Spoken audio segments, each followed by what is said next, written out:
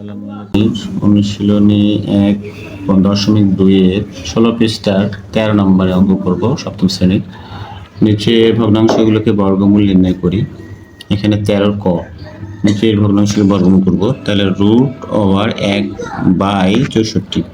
তাহলে 1 এর বর্গমূল হবে √1 মানে একই। এরপরে 64-র বর্গমূল √64 সমান 8। অতএব নির্ণয় বর্গমূল হচ্ছে 8-এর 1। ওকে, এবারে খ নাম্বার 49 নিচে হলো 121, মানে 121-এর 49 বর্গমূল নির্ণয় করতে হবে। √49 নিচে 121, এই একটা ঠিক বোঝা যাচ্ছে না। হ্যাঁ 121। ওকে, এরপরে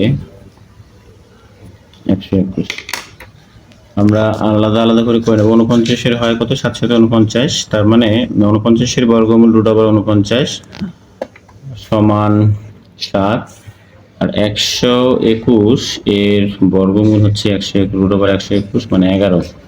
121-কে আমরা এভাবে করে নিতে পারি বর্গমূলটা। এখানে প্রথমে এক ঘর নিচ্ছি, এককে 1, তারপরে এই দুইটা ঘর নামে আসছে 21, 1-এর ডবল হচ্ছে 2, এরপর এখানে 1, এখানে 1, 1 দ্বারা 121 গুণ করলে 21 হয়। তার মানে 121-এর বর্গমূল হচ্ছে 11।